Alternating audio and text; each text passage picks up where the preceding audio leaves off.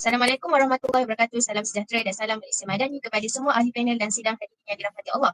Segala puji kehadap Allah SWT kerana dengan limpah kurnia dan izinnya dapat kita bersama-sama bersua dalam gelanggang forum pada hari ini. Hadirin yang dihormati, sebelum saya memperkenalkan ahli-ahli panel, izinkan saya mengupas sedikit tajuk forum kita pada hari ini. Tajuk forum kita berkisar mengenai persoalan tentang bagaimana masyarakat menggunakan komunikasi untuk membentuk dan mengekalkan hubungan dalam zaman media baru ini. Media sosial merupakan salah satu bentuk teknologi yang digunakan oleh masyarakat kini dalam kehidupan seharian untuk berinteraksi antara satu sama lain. Ia menjadi bahagian penting dalam kehidupan seharian masyarakat serta memudahkan urusan pribadi ataupun pekerjaan. Penggunaan media sosial ini adalah bersifat menyeluruh, iaitu digunakan di setiap peringkat umur. Baiklah, sidang hadirin sekalian, persoalan ini tidak akan saya kupas dengan lebih mendalam kerana akan dikupas oleh panel-panel kita pada hari ini. Panel jemputan kita iaitu panel pertama bernama Nur Amalia binti Musarin, nombor metrik 280971, merupakan pelajar daripada kos pengurusan pelancongan. Seterusnya, saudari panel kedua Loh Enzin dengan nombor metrik 291803 yang merupakan pelajar daripada kos pentadbiran perniagaan. Panel ketiga kita bernama Rohini Sandiran dengan nombor metrik 287140 merupakan pelajar daripada kos pentadbiran perniagaan. Dan panel terakhir, saudari Nur Humaira binti Muhammad Jahanis dengan nombor metrik 288393 iaitu pelajar daripada kos pendidikan pengurusan perniagaan. Akhir sekali, saya Hani Najiha binti Rosli dengan nombor metrik 288670 merupakan pelajar daripada kos pendidikan pengurusan perniagaan selaku moderator bagi forum kita pada hari ini. Sidang hadirin yang dihormati, soalan pertama ini ingin saya ajukan kepada saudari panel pertama. Baiklah saudari, pada pendapat saudari, apakah aspek positif dan negatif dalam menggunakan media sosial untuk komunikasi interpersonal? Mohon saudari memberi penjelasan berkenaan perkara ini. Silakan saudari. Okay, terima kasih kepada moderator kita. Okey, bagi menjawab persoalan tadi, apakah kesan positif dan negatif kepada masyarakat, iaitu terutama sekali pada kita lah zaman sekarang kan, era zaman sekarang. Jadi kesan positif yang saya dapat lihat dan saya alami adalah antaranya adalah dia dapat menghubungkan orang merentasi jarak, iaitu sebagai contoh saya yang belajar di UM di Kedah dan keluarga saya di menetap di Johor, kami masih berinteraksi disebabkan kemajuan media sosial yang dapat membantu saya untuk kerap berkomunikasi. Dan kesan negatif pula adalah menyebabkan pengurangan interaksi bersemuka dan ketagihan dan tiada isu privasi yang kita boleh melihat di sini seperti orang merakam tanpa izin. Okey, itu adalah satu kesalahan jenayah lah juga, ya, kita boleh jelaskan kat sini. Dan paling teruk ia adalah memberi kepada kesan jenayah cyber seperti scammer dan bully cyber.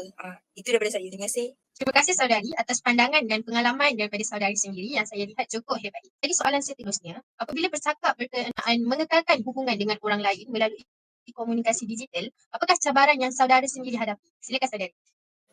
Cabaran yang saya hadapi adalah paling ketara adalah miscommunication, iaitu berlaku salah faham dalam interaksi. Seperti dilihat, kita tidak dapat melihat ekspresi wajah ketika kita berhubung, terutama sekali dalam message di dalam WhatsApp. Sekiranya orang itu memberi maksud yang lain tetapi orang yang menerima message itu meninterpretasikan benda yang lain, jadi ia akan berlaku salah faham, dan ini adalah merupakan salah satu cabaran untuk kita hadapi dalam membiasakan diri untuk menggunakan komunikasi digital pada hari ini.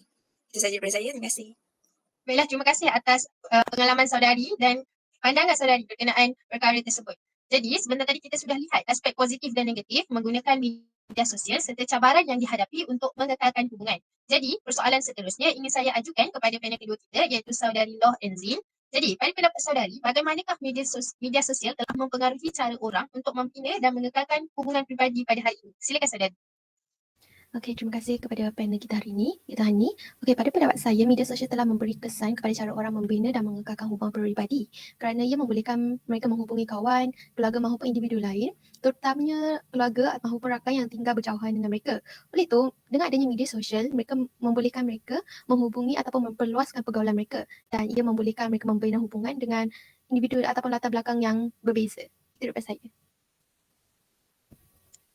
Terima kasih atas penjelasan saudari. Satu lagi persoalan untuk saudari. Dalam komunikasi seharian, apakah aplikasi atau platform yang paling kerap saudari gunakan? Okey, baik. Platform yang biasa saya gunakan adalah WhatsApp dan Telegram, di mana saya menggunakan media sosial ini untuk berhubung dengan keluarga maupun rakan yang berada di tempat berbeza untuk mengekalkan hubungan. Itu daripada saya. Terima kasih kepada panel kedua kita. Berdasarkan penerangan panel kedua, kita dapat lihat dengan lebih jelas apakah kesan media sosial terhadap cara orang hari ini mengekalkan hubungan pribadi. Jadi, kita teruskan dengan persoalan seterusnya yang ingin saya ajukan kepada panel ketiga, saudari Rohini Sandiran. Bolehkah saudari menerangkan pemahaman saudari tentang bagaimana komunikasi telah berkembang dalam zaman media baru, terutamanya dalam konteks membentuk dan mengekalkan kerukunan? Silakan saudari.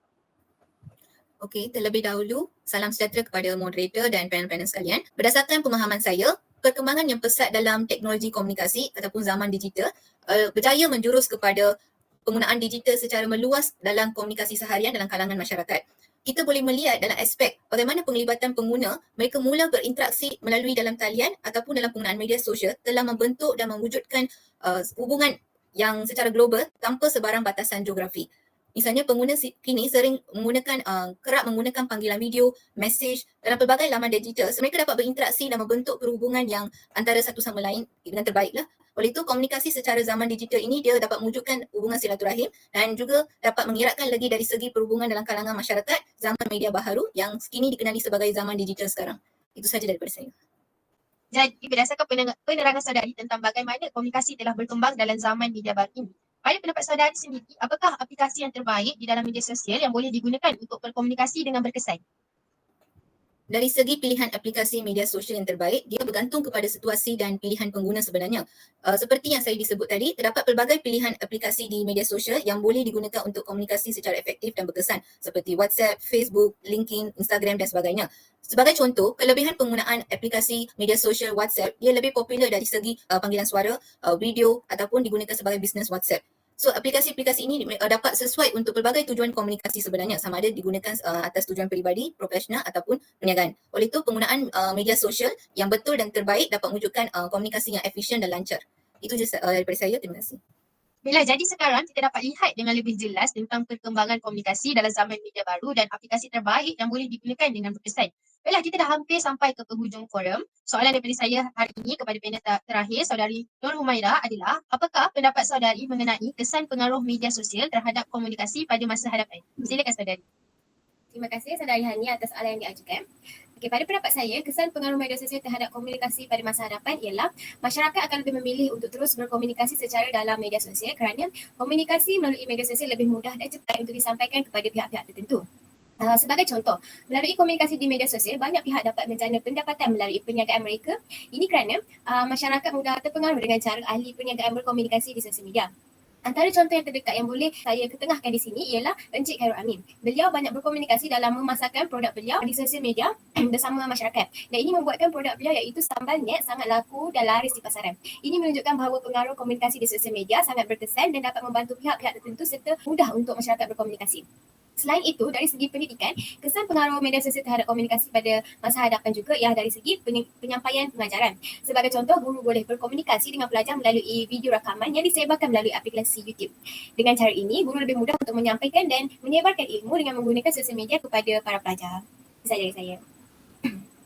Jadi, berdasarkan pendapat saudari berkenaan kesan tersebut, adakah saudari bersetuju dengan idea bahawa kita patut bertukar kepada penggunaan platform digital sepenuhnya untuk berkomunikasi dan bukannya komunikasi secara bersua muka? Apa pandangan saudari sendiri? Okey, terima kasih. Pada pandangan saya kurang bersetuju dengan idea bahawa kita patut bertukar kepada penggunaan platform digital sepenuhnya untuk berkomunikasi dan bukan berkomunikasi secara bersemuka. Ini kerana tanpa adanya komunikasi secara bersemuka, ia akan menjejaskan kemahiran individu dalam berkomunikasi di khalayak ramai. Ini kerana komunikasi secara dalam platform digital sangat berbeza dengan berkomunikasi secara bersemuka. Ini kerana secara tidak langsung dia akan menyempitkan kemahiran seseorang individu dalam pengucapan awam ataupun kemahiran dalam berkomunikasi di khalayak ramai. Selain itu, komunikasi secara dalam platform digital juga mempunyai risiko yang tersendiri. Sebagai contoh, dari segi kesahihan maklumat yang disampaikan oleh sesetengah individu yang tidak bertanggungjawab dalam menyebarkan maklumat palsu kepada masyarakat. Ini kerana komunikasi dalam platform digital memang sukar untuk kita menentukan kesahihan sesuatu maklumat tersebut. Oleh itu, bagi saya idea bahawa kita patut bertukar kepada penggunaan platform digital sepenuhnya untuk berkomunikasi dan bukannya komunikasi secara bersemuka adalah tidak wajar. Itu sahaja dari saya. Terima kasih.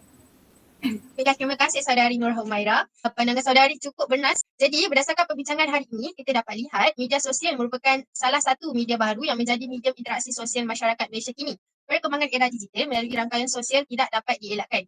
Media sosial mempunyai peranan penting kepada masyarakat, khasnya untuk tujuan merapatkan hubungan silaturahim dengan berkomunikasi sesama mereka walaupun tidak secara bersemuka.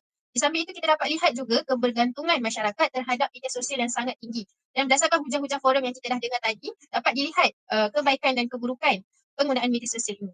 Jadi, terima kasih sekali lagi saya ucapkan kepada panel-panel kita pada hari ini kerana telah banyak berkongsi ilmu dan pengalaman pada malam ini. Sekian daripada saya, terima kasih.